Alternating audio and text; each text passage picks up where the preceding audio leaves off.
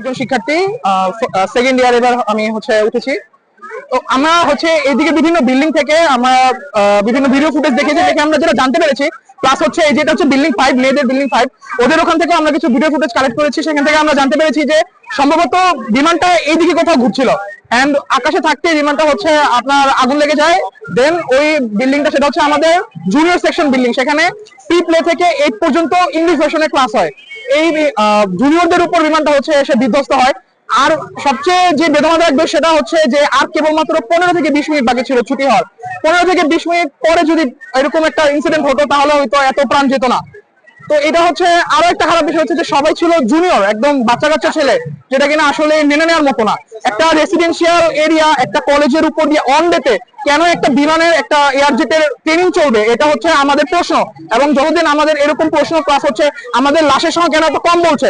আমার চোখের সামনে যে 15 থেকে 20টা লাশ বের করা হয়েছে, এবং আমি যখন বাসায় যাই তখন আমি জানতে পারি যে মিডিয়ায় বলা 19 জন, 15 জন, 12 জন করে মারা গেছে, অথচ আমার সামনে বের করা হয়েছে 15 থেকে 20 জন। তাহলে এই লাশ নিয়ে কেন রাজনীতি করা হচ্ছে? প্লাস এরকম জায়গায় কেন বিমানের ট্রেনিং করা হবে? এই প্রশ্নগুলোর উত্তর আমরা যথাযথভাবে যতক্ষণ না পাচ্ছি আমরা রাজপথ ছাড়ছি না।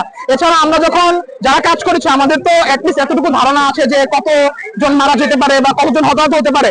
আমরা যখন এটা বিষয়ে আপনাদের মতো মিডিয়াদের কাছে বলতে চেয়েছি, তখন আর্মিরা বেধড়ক ভাবে আমাদের টিচার্স, আমাদের প্রিন্সিপাল, ভাইস প্রিন্সিপাল সহ আমাদের স্টুডেন্টের উপর লাঠিচার্জ করে। তারা এই কাজগুলো কেন করে তাদের জবাবদিহি করতে হবে এবং আমাদের স্টুডেন্টদের কাছে ক্ষমা চাইতে হবে।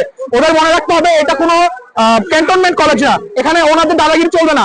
এখানে এটা একটা প্রাইভেট কলেজ, এখানে আমরা স্টুডেন্ট, আমাদের টিচাররাই সব। ওনাদের এটা মনে রাখতে হবে, ওনাদের মতো আর্মিদেরও আমাদের টিচাররাই শিক্ষিত করে। এখন যে আন্দোলনটা হচ্ছে এটা জি, এখন আমরা এই মূল তিনটা দাবি একটা, আমাদের লাশের মোট সংখ্যা কত এটা জানানো। 2 নম্বর আর্মির ক্ষমা চাওয়া এবং জবাবদিহি করা। আর 3 নম্বর এরকম একটা রেসিডেন্সিয়াল এরিয়ার উপর দিয়ে কেন প্লেন ট্রেনিং হবে। এই তিনটার যতক্ষণ পর্যন্ত আমরা সন্তুষ্টমূলক জবাব না পাবো ততক্ষণ পর্যন্ত আমরা রাজপথ ছাড়ছি না। ধন্যবাদ।